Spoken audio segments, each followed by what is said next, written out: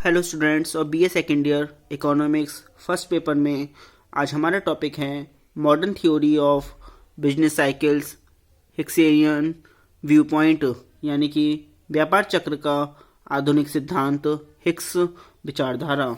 इसमें सुनिए 1950 में प्रकाशित प्रोफेसर जे.आर. हिक्स की पुस्तक a contribution to the theory of trade cycles व्यापार चक्र के स्पष्ट सिद्धांत की व्याख्या करती है।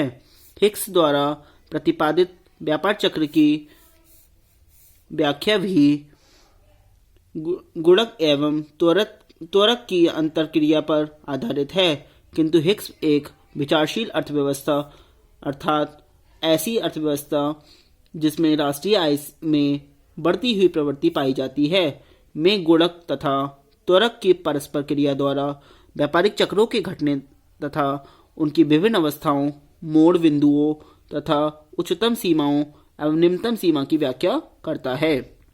संक्षेप में प्रोफेसर हिक्स के अनुसार चक्रीय उथल पुथल गुणक त्वरक की मिश्रित क्रियाओं के कारण उत्पन्न होते हैं।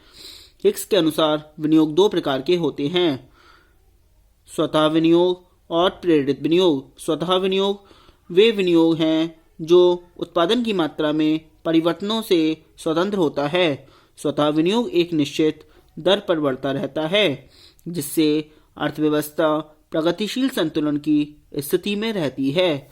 यदि इसके संतुलन के पथ में कोई रुकावट उत्पन्न न हो। दूसरी ओर प्रेरित विनियोग वह विनियोग है जो उत्पादन की मात्रा में परिवर्तनों के द्वारा प्रेरित होता है। उत्पादन की मात्रा में वृद्धि के फलस्वरूप इस प्रकार के विनियोग को जो प्रोत्साहन मिलता है वह वास्तव में त्वरक का सिद्धांत है। हिक्स के अनुसार विनियोग की मात्रा एवं मौद्रिक आय के स्तर में घनिष्ठ संबंध होता है और वास्तव में विनियोग की मात्रा मौद्रिक आय पर निर्भर करती है। पुनः स्वतः विनियोग की मात्रा के अनुसार मौद्रिक आय का एक निश्चित स्तर होता है और आय तथा विनियोग का यह अनुपात गुणक एवं त्वरक के सिद्धांत का निर्णायक होता है, जिनसे व्यापार चक्र की सृष्टि होती है। अब आता है different phases of business cycle व्यापार चक्र की विभिन्न अवस्थाएं। इसमें सुनिए हिक्स अपना विश्लेषण वहां से शुरू करते हैं जबकि पूर्ण रोजगार अथवा साधन का पूर्ण उपयोग हो रहा होता है। इस स्थिति में गुणांक तथा त्वरक के प्रभाव को ग्रहण कर व्यापार चक्र की विभिन्न अवस्थाएं बनती हैं, जिनका विवरण निम्न प्रकार है। नंबर 1 है अपस्विंग एंड बूम, यानी कि ऊर्ध्व गति या तेजी। इसमें सुनिए मान लीजिए कि किसी घटना जैसे आविष्कार के कारण विनियोग में वृद्धि होती है। गुणक की क्रियाशीलता के कारण अतिरिक्त विनियोग से सृजित आय में वृद्धि विनियोग से अधिक होगी। आय में कितनी वृद्धि होगी यह सीमांत उपभोग प्रवृत्ति पर निर्भर करेगा। आय में वृद्धि के परिणाम स्वरूप व्यय अर्थात उपभोग मांग में वृद्धि हो जाएगी। त्वरक के सिद्धांत के अनुसार जब उपभोग की मांग बढ़ती है तो मशीन आदि पूंजीगत उत्पादक वस्तुओं की मांग भी बढ़ेगी और इनकी मांग उपभोग वस्तुओं की तुलना में अधिक मात्रा व तेजी से बढ़ेगी। अर्थव्यवस्था के विनियोग की एक नई तथा पहले से भी बड़ी लहर दौड़ जाएगी। इसमें इन्वर्टेड कॉमा में देखिए यह नया विनियोग फिर गुणक की क्रियाशीलता के कारण आय तथा व्यय में बड़ी वृद्धि सृजित करेगा। इस प्रकार ऊर्ध्वगति तेजी पकड़ती जाएगी। नंबर 2 है डाउनस्विंग एंड डेप्रेशन, अधोगति व मंदी। पूर्ण रोजगार की उच्चतम सीमा तक पहुंचने के पश्चात विस्तार का क्रम रुक जाता है और अधोगति आरंभ हो जाती है। उच्चतम सीमा को छूने तथा अधोगति के आरंभ होने के बीच एक समय अंतराल रहता है, परंतु एक बार जब अधोगति शुरू हो जाती है तो गुणक तथा त्वरक मिलकर उल्टी दशा में कार्य करने लगते हैं। इसके परिणाम स्वरूप निवेश में कमी होती है जो उपभोग व आय में कमी करती है और कमी का यह क्रम चलता रहता है। नंबर 3 रिकवरी, यानी कि इसका मतलब है पुनरुद्धार। लिखा है रिकवरी और ये पुनरुद्धार। अब सुनिए, मंदी की अवस्था में पहुंचने के बाद भी स्वायत्त निवेश लगभग एक स्थिर दर से बढ़ना जारी रखता है, जो कि पुनरुत्थान में सहायक होता है। जैसे जैसे आय व उपभोग में वृद्धि होती है, त्वरक की क्रियाशीलता भी बढ़ती जाती है और गुणक तथा त्वरक भी की परस्पर क्रियाशीलता एक बार फिर विस्तार का क्रम आरंभ कर देती है।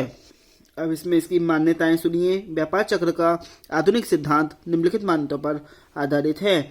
वर्तमान उपभोग पिछली आय का फलन है। बचत और विनियोग गुणक इस रूप में है कि अर्थव्यवस्था में संतुलन पथ से दूर आर्थिक क्रियाओं से सीधे चक्रहीन रूप में जाना संभव है। गुणक तथा त्वरक के मूल्य स्थिर है। अर्थव्यवस्था प्रगतिशील है जिसमें स्वायत्त विनियोग स्थिर दर से इस तरह बढ़ता है ताकि अर्थव्यवस्था गतिमान संतुलन की स्थिति में बनी रहे। अर्थव्यवस्था उत्पादन के पूर्ण रोजगार स्तर से आगे नहीं विस्तार कर सकती है। इस प्रकार पूर्ण रोजगार सीमा अर्थव्यवस्था के ऊपर की ओर गति पर प्रत्यक्ष नियंत्रण का कार्य करती है। आर्थिक क्रियाओं के संकुचन की दशा में त्वरक की क्रियाशीलता विस्तार अवस्था की क्रियाशीलता से भिन्न होती है और यह भिन्नता आर्थिक क्रियाओं के चढ़ाव और उतार के लिए महत्वपूर्ण है। चूंकि यह मान लिया गया है कि उपभोग तथा प्रेरित विनियोजन समयांतर के साथ कार्य करते हैं, इसलिए गुणक तथा त्वरक के बीच संबंध समयांतर ढंग पर ग्रहण किया जाता है। औसत पूंजी उत्पादन अनुपात इकाई से अधिक माना गया है। उत्पादन और आय को सदैव वास्तविक रूप में ही किया गया है। इसकी आलोचनाएं आती हैं। इस सिद्धांत के प्रमुख आलोचनाएं हैं, त्वरक के स्थिर मूल्य की मान्यता भी नहीं है। आर्थिक परिस्थितियों में परिवर्तन के साथ साथ पूंजी उत्पादन अनुपात में भी परिवर्तन होता है, जिससे त्वरक के प्रभाव में परिवर्तन उत्पन्न होते हैं। व्यापार चक्र की विभिन्न अवस्थाओं में गुणक का मूल्य स्थिर माना गया है। आधुनिक अर्थशास्त्रियों द्वारा किए गए अध्ययन इस बात को प्रमाणित करते हैं कि आय में परिवर्तन होने पर सीमांत उपभोग प्रवृत्ति स्थिर नहीं रहती है। स्वायत्त निवेश तथा प्रेरित निवेश के बीच विभाजन की स्पष्ट रेखा नहीं खींची जा सकती है। प्रत्येक निवेश अल्पकाल में स्वायत्त निवेश ही होता है, जबकि दीर्घकाल में स्वायत्त निवेश भी आय प्राप्त करने की आशा से किया जाता है तथा ब्याज दर से प्रभावित होने के कारण उसे प्रेरित निवेश कहा जाना चाहिए। हिक्स का सिद्धांत अत्यधिक गणितीय तथा यांत्रिक है, परंतु वास्तविक अर्थव्यवस्थाओं में परिवर्तन इतने यांत्रिक नहीं पाए जाते हैं। यह सिद्धांत मनोवैज्ञानिक तत्वों की अवहेलना करता है।